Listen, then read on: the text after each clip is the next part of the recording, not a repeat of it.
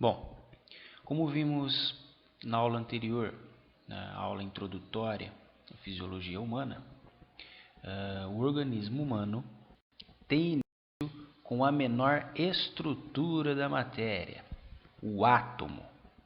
E é a partir dele que nós vamos então começar introduzindo o nosso conhecimento. Bom, este que é a menor estrutura da matéria é constituído de elementos em sua região central, também chamada de núcleo atômico, sendo estes elementos os prótons, em vermelho, e os nêutrons, em amarelo. E ao redor do núcleo, numa região chamada de eletrosfera, encontram-se os elétrons. Desse modo, então, os átomos são constituídos de elementos subatômicos, certo? Então, os prótons, os nêutrons e os elétrons. Esses elementos são dotados de carga elétrica. No caso do próton, possui carga elétrica positiva. O nêutron não possui carga elétrica, enquanto o elétron possui carga elétrica negativa. Bom, é o número de prótons de um elemento ou de um átomo que define o tipo de elemento químico. Desse modo, se um átomo ganha ou perde prótons, ele se torna um elemento diferente. Se o átomo ganha ou perde uma determinada quantidade de elétrons, ele torna-se um íon do mesmo elemento. Já quando um átomo ganha ou perde nêutrons, ele torna-se um isótopo também do mesmo elemento.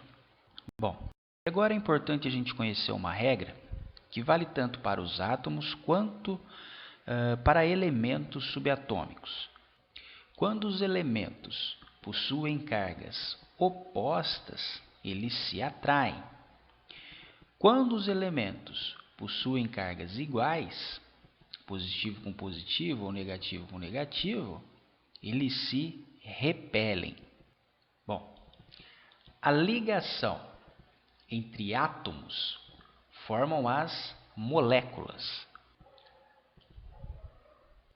No respectivo exemplo, nós podemos observar dois átomos de oxigênio que estão compartilhando elétrons, formando deste modo a molécula de oxigênio. E como essa ligação é de dois átomos de um mesmo elemento, nós dizemos então que a molécula resultante é uma molécula simples. Já quando vários elementos químicos se unem para formar uma molécula química, como por exemplo nós podemos observar na respectiva ilustração, uma molécula constituída por 6 átomos de carbono, 12 de hidrogênio e 6 de oxigênio, que corresponde a uma molécula de glicose, nós dizemos então que esta é uma molécula composta, uma vez que há mais de um elemento químico ou vários elementos químicos diferentes se ligando. Bom, existem 4 tipos de ligações químicas entre os átomos para formar as moléculas. 2 delas são fortes e 2 delas são fracas. Vamos começar explicando as ligações covalentes. Essa ligação ocorre quando 2 átomos compartilham um elétron. Como você pode observar no respectivo exemplo, temos, portanto, um átomo de hidrogênio que possui um único elétron, e esse único elétron é compartilhado com um átomo de oxigênio. E o mesmo ocorre com o átomo de oxigênio, que compartilha um elétron da sua última camada com o átomo de hidrogênio. E no respectivo exemplo, nós observamos então dois átomos de hidrogênio se ligando a um átomo de oxigênio. E essa ligação é a ligação que forma uma molécula de água, né? Dois átomos de hidrogênio e um de oxigênio, H2O. Essas ligações covalentes são consideradas ligações fortes e, por isso, requerem energia para desfazê-las. No caso da água, nós podemos usar como exemplo o ato de ferver a água. Desse modo, uma fonte externa de energia, o calor, induz a evaporação da água, o que separa as moléculas de oxigênio das moléculas de hidrogênio, que, portanto, deixam o estado líquido e passam para o estado gasoso. Uma outra característica das moléculas, não só as que possuem ligação covalente, é que elas possuem polaridade. Desse modo, dizemos que elas são polar quando desenvolvem regiões de carga parcial e apolar quando não há regiões de carga parcial. A molécula de água, por exemplo, é considerada uma molécula polar, uma vez que o átomo ou elemento de oxigênio possui mais elétrons do que os átomos de hidrogênio. E como os elétrons possuem carga negativa, consequentemente, o átomo de oxigênio é responsável pela polaridade parcial negativa, enquanto os átomos de hidrogênio são responsáveis pela polaridade parcial positiva. Temos, portanto, um polo negativo e um polo positivo. Uma outra característica das moléculas é que elas podem ser hidrofílicas, isto é, hidro, água, mais fílico, afinidade. Desse modo, as moléculas hidrofílicas possuem então uma afinidade pela água, ou, contrastando, essas moléculas podem ser também hidrofóbicas, fobia, medo, isto é, não possuir uma afinidade pela água. Pelo contrário, né, possuir uma fobia, isto é, se afastar da água, né, uma tendência ao não se ligar às moléculas de água. Mas essas duas características a gente vai discutir melhor nas próximas aulas. As ligações iônicas ocorrem quando um átomo ganha ou perde completamente um ou mais elétrons, tornando-se, portanto, um íon.